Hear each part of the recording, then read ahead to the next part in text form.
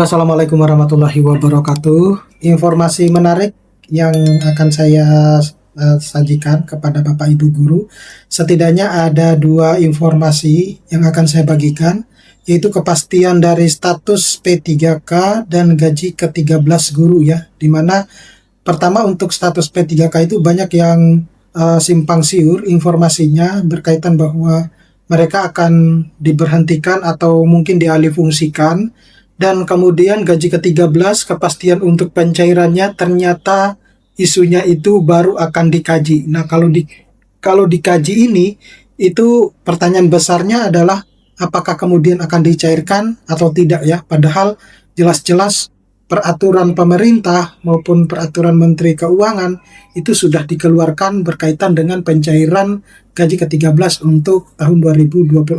Nah, tapi sebelum saya membahas ini lebih dalam, saya menginformasikan kepada Bapak Ibu guru bahwa bagi Bapak Ibu guru yang ingin mendownload e-book yang bisa digunakan untuk pegangan guru dalam mengajar, pegangan siswa untuk belajar, modul-modul PPG, buku-buku PAUD ataupun e-book yang bisa digunakan untuk menambah penghasilan Bapak Ibu guru bisa mendownloadnya melalui link yang sudah saya sediakan pada deskripsi dari video saya ini. Nah, yang pertama dulu Bapak Ibu guru, jadi ada dua isu utama yang saat ini itu meresahkan Bapak Ibu guru. Yang pertama isu APBD dan P3K, di mana rumor yang beredar itu adalah ada batas maksimal belanja pegawai ya 30% dari APBD, yang kemudian ini bisa memicu isu pemberhentian guru P3K di daerah seperti itu. Nah, kemudian ada fakta verifikasi bahwa DPR RI itu memastikan bahwa komponen gaji tidak akan disentuh dalam efisiensi APBD. Jadi bahasa sederhananya adalah meskipun saat ini APBD itu mengalami efisiensi sebesar 30%, tetapi kalau yang berkaitan dengan gaji guru itu tidak boleh tersentuh ya, seperti itu. Kemudian ada efisiensi gaji ke-13. Rumor yang beredar juga itu adalah pernyataan Menteri Keuangan memicu narasi bahwa gaji ke-13 itu terancam dibatalkan atau bahkan dipotong seperti itu. Nah, padahal jelas-jelas peraturannya itu sudah dikeluarkan ya, baik itu peraturan pemerintah nomor 9 maupun peraturan Menteri Keuangan. Nah, ini menjadi pertanyaan besar adalah kalau misalnya peraturan itu sudah dikeluarkan, kemudian kenapa baru akan dikaji gitu ya. Nah, ini fakta verifikasinya adalah peraturan Presiden dan peraturan Menteri Keuangan tahun 2026 itu telah disahkan sebagai jaminan mutlak sebenarnya untuk pencairan gaji ke-13 ini. Jadi semestinya kalau untuk gaji ke-13 ya itu semestinya aman ya. Tetapi kita tidak tahu lagi ya, bahwa karena buktinya di tahun 2025 itu masih banyak daerah-daerah yang memang tidak mencairkan gaji ke-13 yang padahal secara aturan itu guru-guru mendapatkan gaji ke-13 itu ya, daerah tersebut. Tapi daerahnya masih banyak yang belum mencairkan. Nah, hal ini menjadi tanda tanya besar buat Bapak Ibu guru ya, mengingat bahwa itu adalah merupakan hak-haknya Bapak Ibu guru ya. Jadi semestinya Bapak Ibu guru harus dapat gitu ya. Nah, selanjutnya itu adalah akar kepanikan ancaman Undang-Undang Nomor 1 Tahun 2022 ya. Jadi konteks aturan itu adalah undang-undang menetapkan bahwa pada tahun 2027 alokasi belanja pegawai itu maksimal hanya 30% ya dari total APBD. Nah, reaksi daerahnya, banyak kepala daerah itu mempertanyakan keberlanjutan aturan ini. Muncul asumsi fatal ya untuk menegakkan anggaran di bawah 30%, apakah guru P3K itu harus dirumahkan gitu.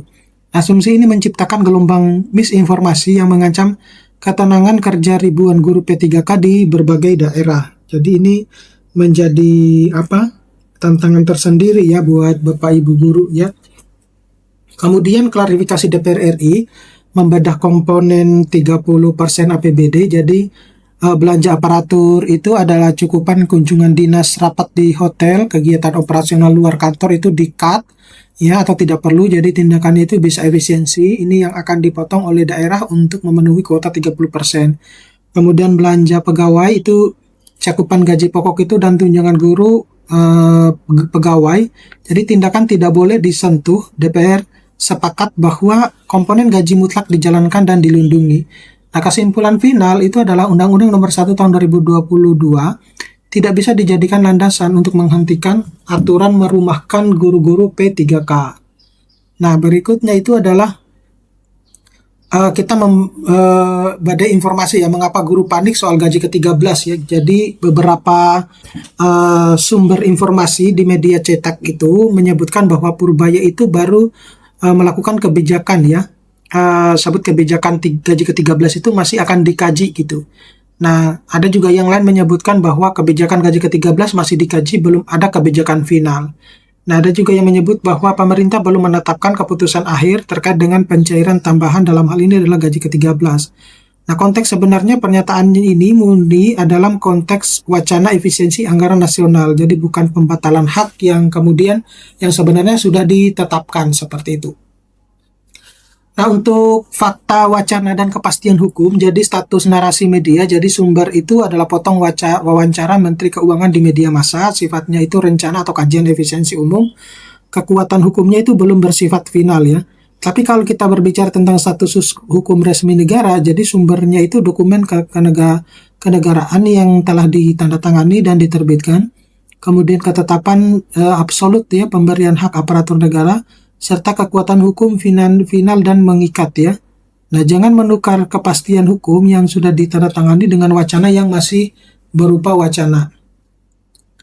Nah, ini dua payung hukum gaji ke-13 tahun 2026, yaitu ada kebijakan makro dan petunjuk pelaksanaan ya. Jadi kebijakan makro itu sudah ditetapkan di Peraturan Pemerintah Nomor 9 tahun 2026. Nah, ini yang dikeluarkan oleh Presiden Republik Indonesia. Fungsinya itu menjamin pemberian THR dan gaji ke-13 kepada ASN ya, termasuk guru PNS maupun P3K, pensiunan penerima pensiun, dan penerima tunjangan.